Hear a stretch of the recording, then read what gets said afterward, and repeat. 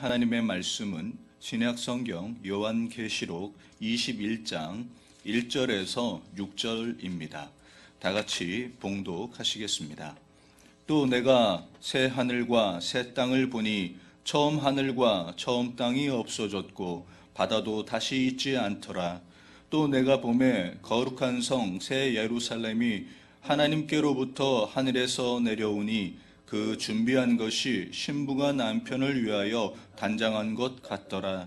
내가 들으니 보좌에서 큰 음성이 나서 이르되 보라, 하나님의 장막이 사람들과 함께 있음에 하나님이 그들과 함께 계시리니 그들은 하나님의 백성이 되고 하나님은 친히 그들과 함께 계셔서 모든 눈물을 그 눈에서 닦아주시니 다시는 사망이 없고 애통하는 것이나 곡하는 것이나 아픈 것이 다시 있지 아니하리니 처음 것들이 다 지나갔음이러라.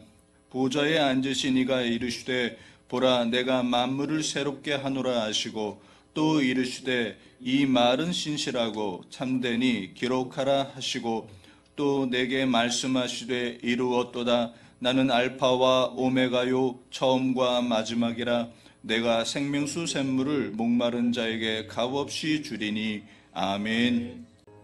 제목을 한번 있는 자리에서 따라해 주시기 바랍니다. 새하늘과 새 땅을 보라. 새하늘과 새 땅을 보라. 9월의 첫날 교회로 가려고 집 앞을 나서는데 가을이라 그런지 하늘이 보고 싶어졌습니다. 그래서 눈을 들어서 하늘을 쳐다보았습니다. 하늘을 보면서 참 하늘을 본 지 오래되었다. 그동안 내가 이렇게 눈을 들어서 하늘을 본 적이 언제였던가. 그동안 너무 나의 눈을 이 땅에만 고정시키고 살았던 것이 아닌가. 그동안 하늘을 잊고 산 것이 아닌가. 그러면서 제 마음속에 제가 좋아했던 시가 한 편 떠올랐습니다. 여러분도 잘 아는 시일 텐데요. 죽는 날까지 하늘을 우러러 한 점 부끄러움이 없기를. 잎새에 이는 바람에도 나는 괴로워했다.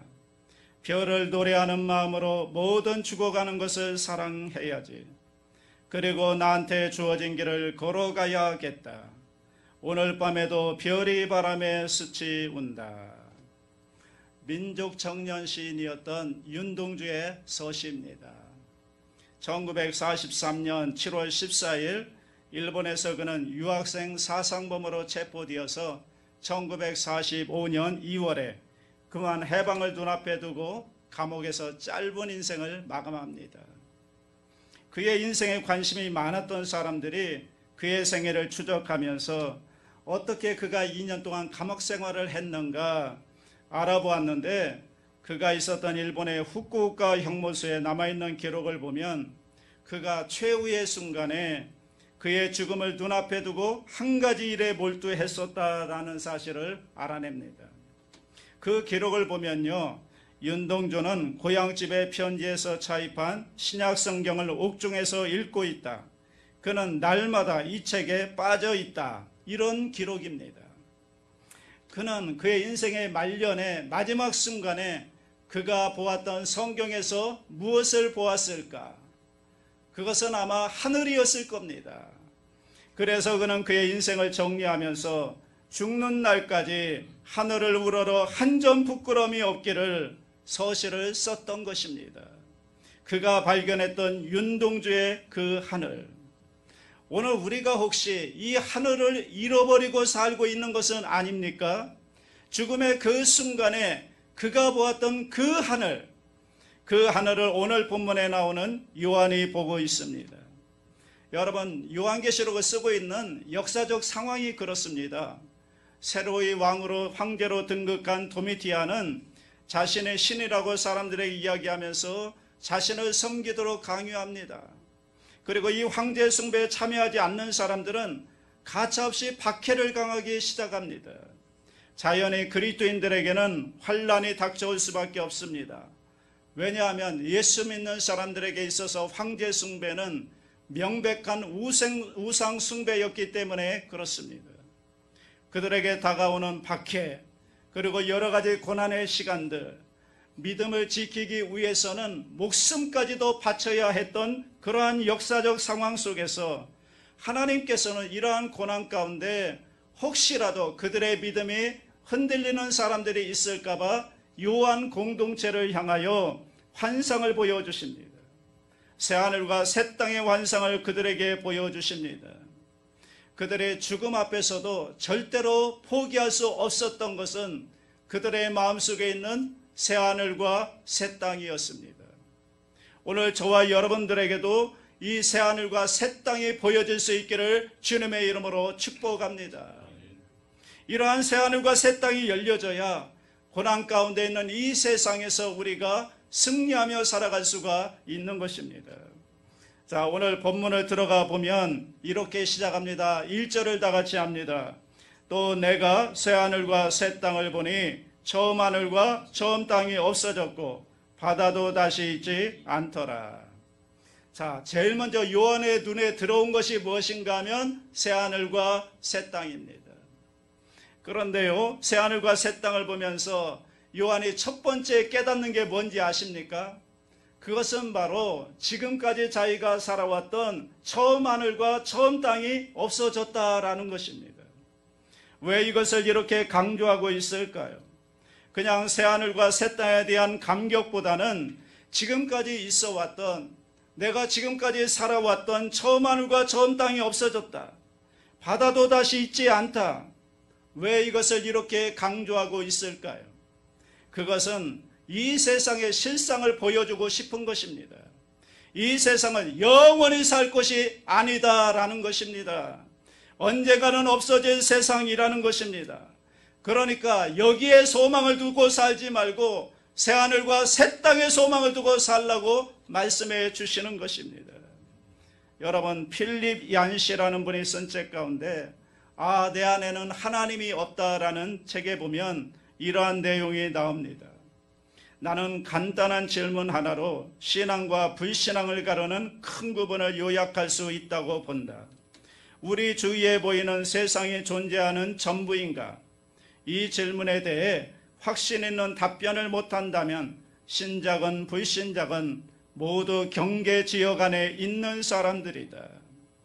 바꿔 이야기하면 오늘 우리 눈에 보이는 대로만 생각하는 것이 아니라 보이지 않는 세상이 있다는 겁니다. 오늘 내 눈에 보이는 이거보다 더 귀중하고 더 중요한 보이지 않는 세상이 있다라는 것입니다. 보이지 않는 세상, 보이지 않는 존재, 보이지 않는 것들에 대한 믿음이 없다면, 그것을 바라보는 눈이 없다면, 그러면 그것은 믿음으로 사는 게 아니다라는 그 얘기입니다.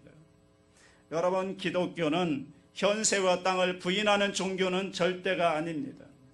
실제로 성경에 보면 이 땅에서 성공한 사람들의 이야기가 얼마나 많이 나오는지 모릅니다.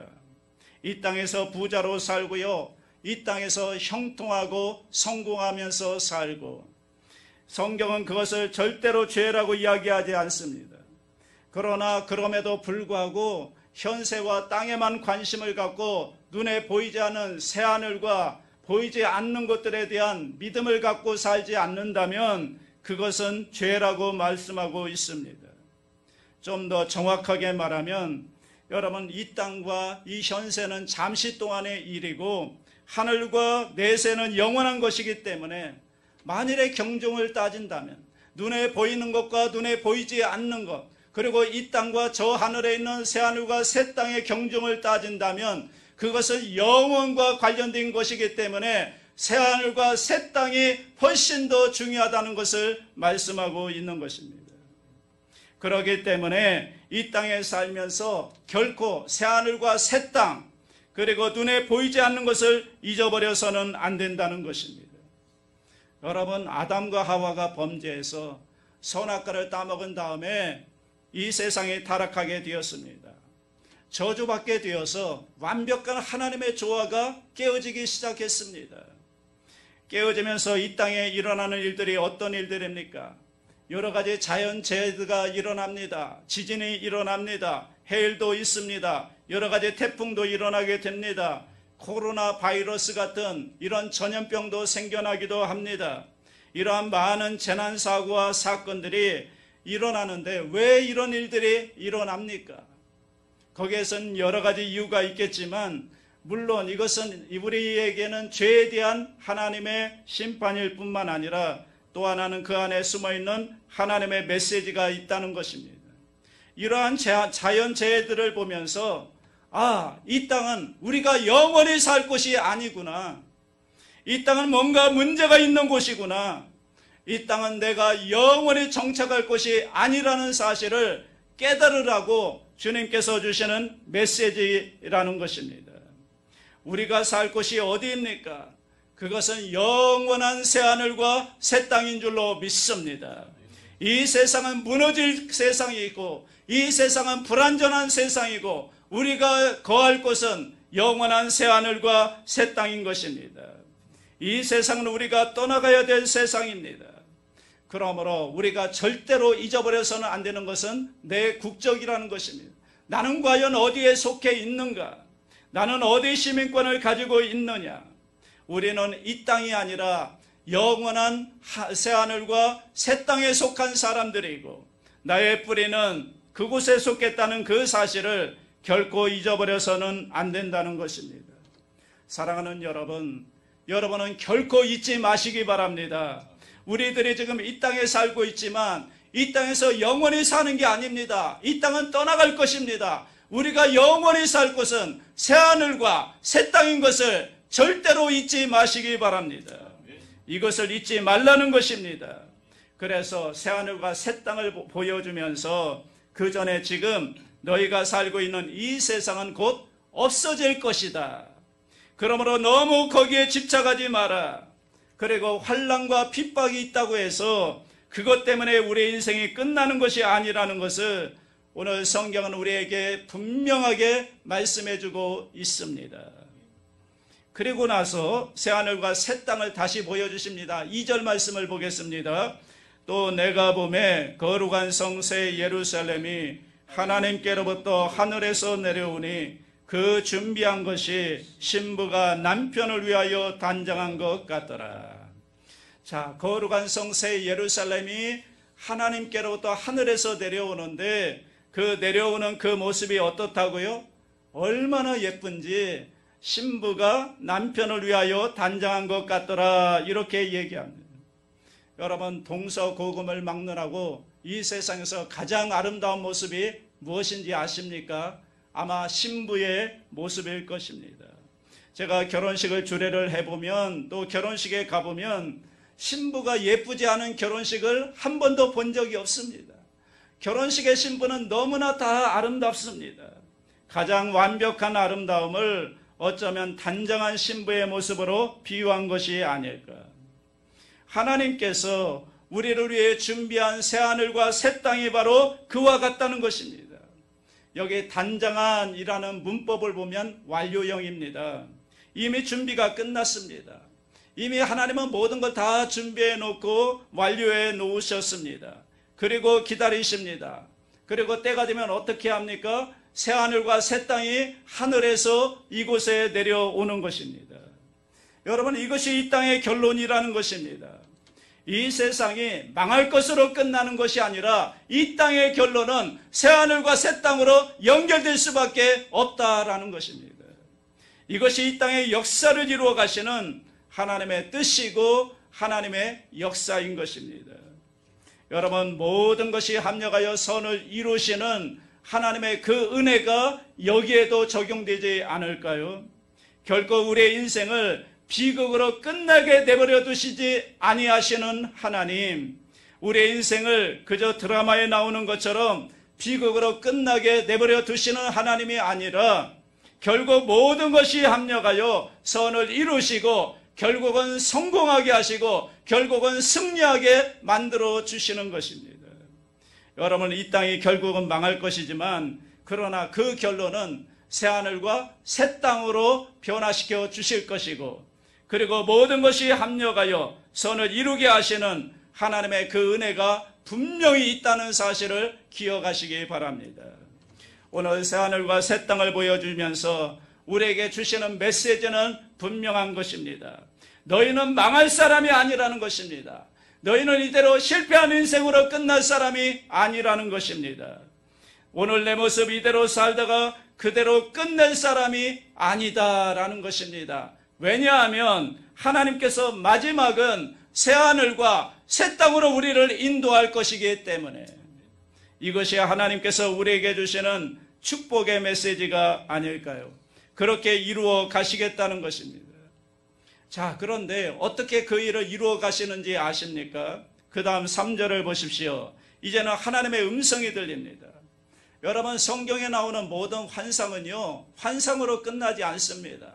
먼저 하나님께서 환상을 보여주신 다음에 그 다음에는 반드시 거기에 따른 해석이 있습니다. 하나님의 뜻을 가르쳐 주십니다. 환상에 대한 해석 3절을 봅니다. 다 같이 합니다. 내가 들으니 보좌에서 큰 음성이 나서 이르되 보라, 하나님의 장막이 사람들과 함께 있음에 하나님이 그들과 함께 계시리니 그들은 하나님의 백성이 되고 하나님은 친히 그들과 함께 계셔서. 자, 환상을 보여주신 다음에 그 환상에 대한 하나님의 뜻, 하나님의 해석을 말씀해 주시는데 이렇게 말합니다. 하나님의 장막이 사람들과 함께 있음에 하나님이 그들과 함께 계시리니 이렇게 나옵니다. 자, 여러분, 하나님의 약속이 뭡니까? 그것은 바로 임마누엘입니다. 하나님께서 우리와 함께 하신다. 하나님께서 우리 가운데 거하신다.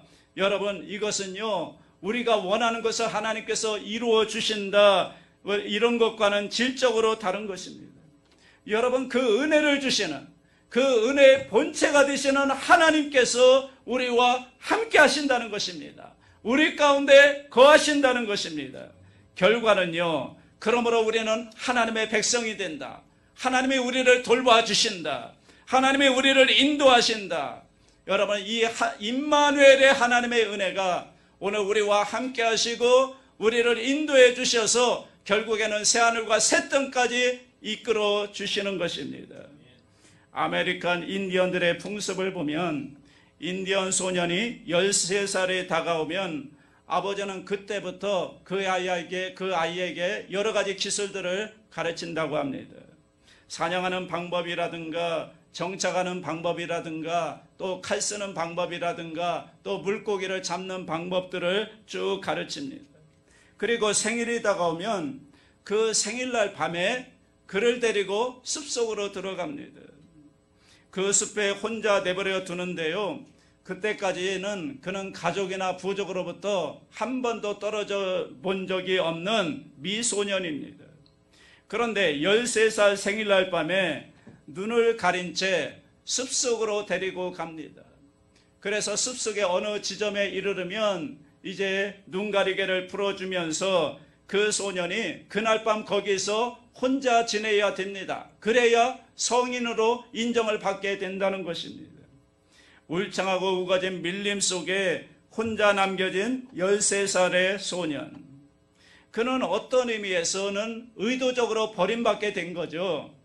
그 기나긴 공포의 밤을 그는 홀로 그곳에서 보내야 됩니다. 그래야 성인이 됩니다. 바람이 불어서 나뭇가지가 흔들리는 소리를 낼 때마다 그는 긴장했을 겁니다.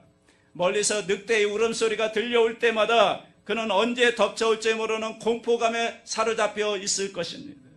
금방이라도 뭔가 위험이 덮쳐올 것 같은 공포 속에 너무나 무서운 밤을 보내게 됩니다. 그런데 영원히 끝나지 않을 것 같았던 그 몇 시간이 지난 후에 그는 멀리서부터 한 가닥 성광이 비춰오는 것을 보게 됩니다. 날이 밝아오는 겁니다. 드디어 그 어두운 밤이 지나고 날이 밝습니다.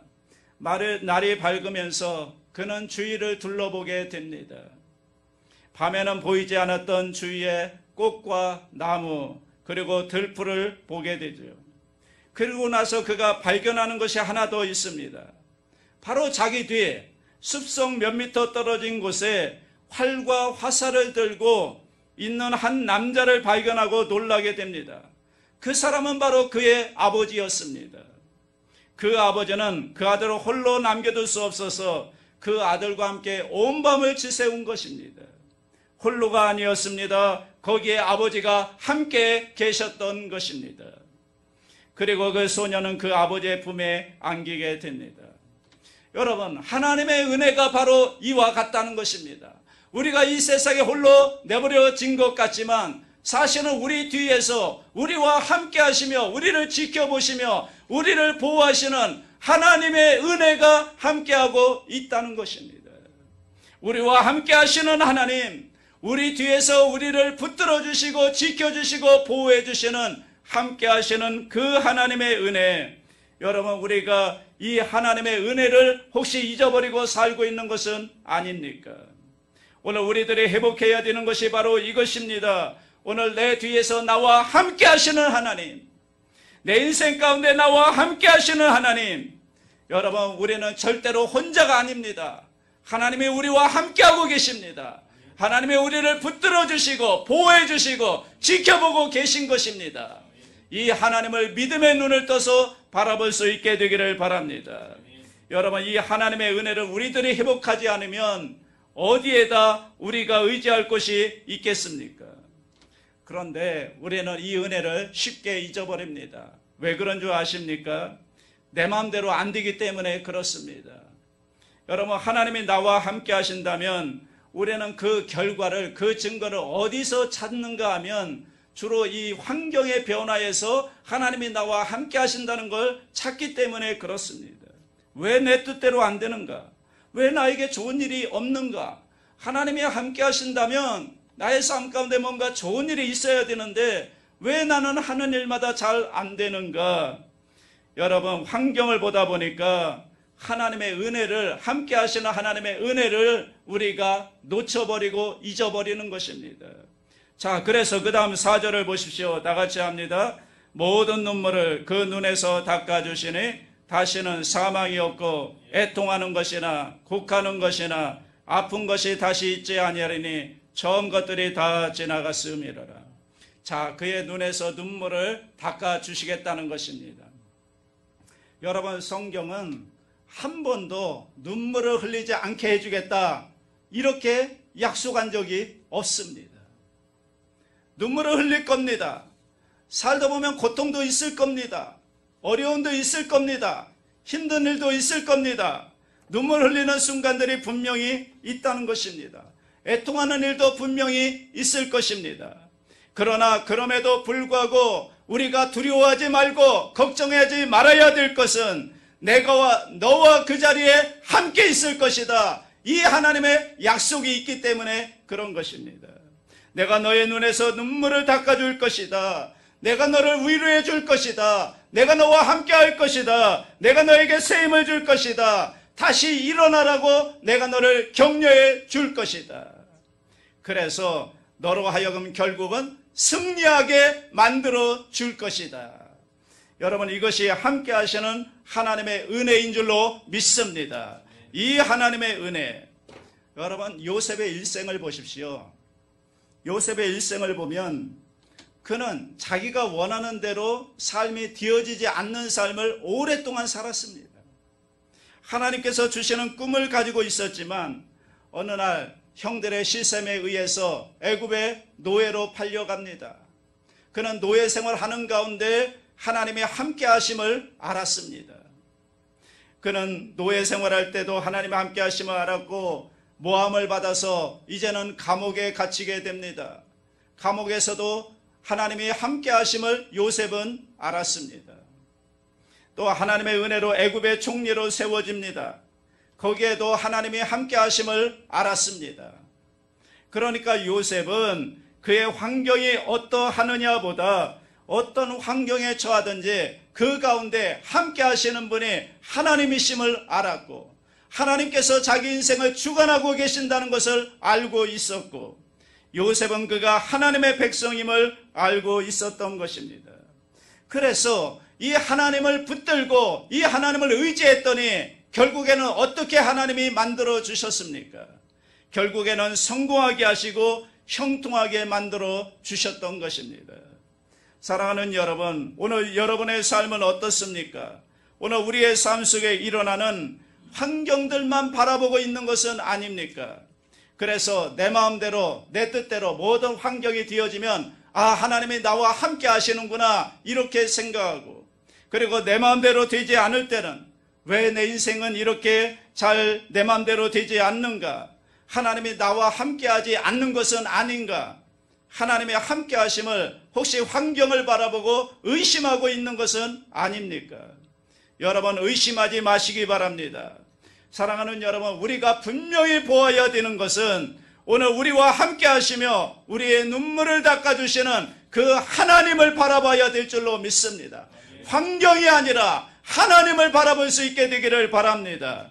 우리의 고통 가운데 함께 하시는 하나님, 내가 어떤 형편에 처하든지, 내가 사망의 음침한 골짜기 가운데 거할지라도 그 가운데 나와 함께 하시며 나를 붙들어 주시며 나를 위로하시고 격려하시는 그 하나님을 바라보고 의지할 수 있게 되기를 바랍니다. 하나님은 한 번도 우리를 떠나지 않습니다. 여전히 나를 붙들어 주시고 나와 함께하고 계심을 믿으시기 바랍니다. 여러분, 그 하나님을 의지함으로 승리하는 인생을 살아가시기를 주님의 이름으로 축복합니다. 결국은 그래서 넉넉히 이기게 하시겠다는 것입니다. 그런데 여러분, 하나님의 약속은 여기에서 끝나지 않습니다. 그 다음 5절 보십시오. 나같이 합니다. 보좌에 앉으신 이가 이르시되 보라 내가 만물을 새롭게 하노라 하시고 또 이르시되 이 말은 신실하고 참되니 기록하라 하시고. 하나님은 어떤 분이신지 아십니까? 하나님은 창조하시는 분이십니다. 여러분, 성경 창세기 1장에 나오는 하나님은 창조하시는 하나님으로 나옵니다. 그런데 요한계시록에 나타나신 하나님은, 오늘 새하늘과 새 땅을 준비하시는 하나님은 무에서 유를 창조하시는 창세기의 하나님이 아니라 유에서 유를 창조해 가시는 하나님이심을 보여주고 있습니다. 오늘 우리의 모습을 통해서 새로운 것들을 날마다 만들어 가시고 날마다 창조해 가시는 그분이 하나님이라고 오늘 성경은 우리에게 증거해 주고 있습니다. 오늘 내 모습이 부족하지만 하나님이 원하시는 모습으로 새롭게 만들어 가시고 다듬어 가시고 창조해 가시는 것입니다.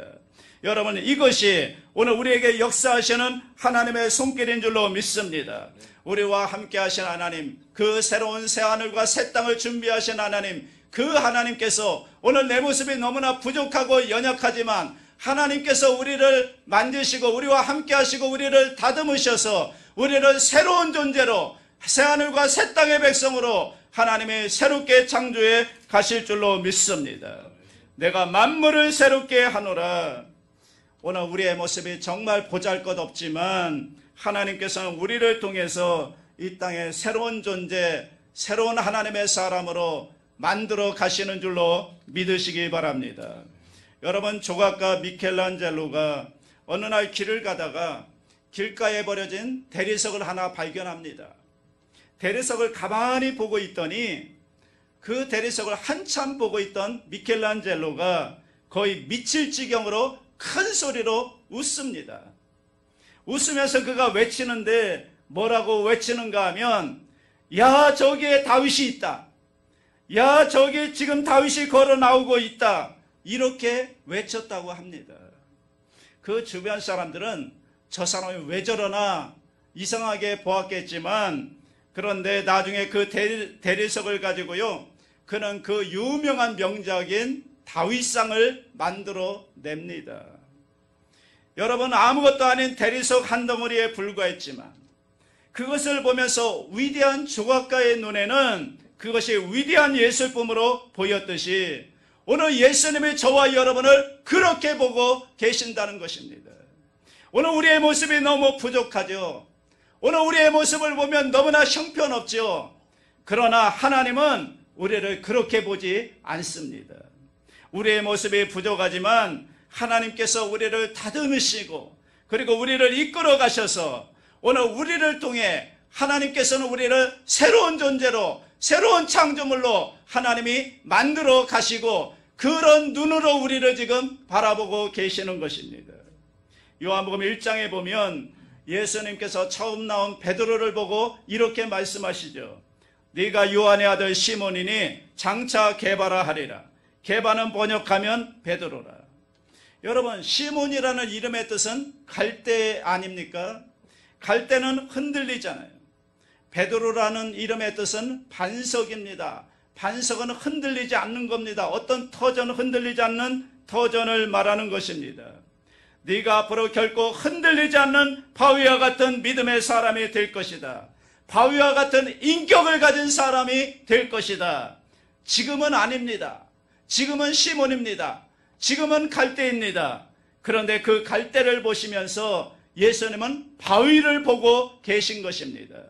그 예수님의 은혜가 시몬을 베드로로 만들어 갔던 것입니다. 오늘 그 예수님이 저와 여러분을 그렇게 바라보고 계십니다. 그분은 하시고야 마시는 분입니다. 그분은 알파와 오메가로서 한 번 시작한 일은 끝까지 완성하시는 분이 우리가 믿는 하나님이십니다.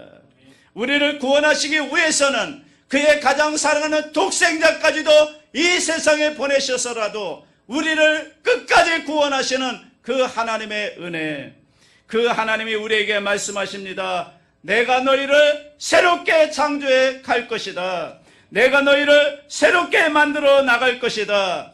여러분, 그 앞에 우리가 순종하며 나갈 때 우리의 모습이 지금까지 살았던 우리의 모습이 아니라 정말 새로운 모습, 새하늘과 새 땅의 모습으로 하나님께서 만들어 주실 줄로 믿습니다. 저와 여러분이 그렇게 될 수 있기를 주님의 이름으로 축원합니다. 사랑이 무한하신 하나님 아버지, 우리의 눈을 열어주셔서 새하늘과 새 땅을 바라보게 하여 주시옵소서. 이 땅은 결국 무너질 것이기에 이 땅에 소망 두지 말게 하여 주시고 우리에게 영원히 거할 새하늘과 새 땅에 소망을 두게 하여 주시옵소서. 주님께서 임마누엘로 우리와 함께 하시며 우리의 눈에서 눈물을 닦아주시며 우리를 새롭게 창조하여 결국 새하늘과 새 땅으로 인도해 가심을 믿습니다. 주님의 인도하심에 철저히 순종함으로 우리가 새하늘과 새 땅의 사람으로 변화되어서 이 세상의 하늘을 보여주며 살아가는 거룩한 주의 백성들이 다 되게 하여 주시옵소서. 감사하며 예수님의 이름으로 기도 올려옵나이다. 아멘.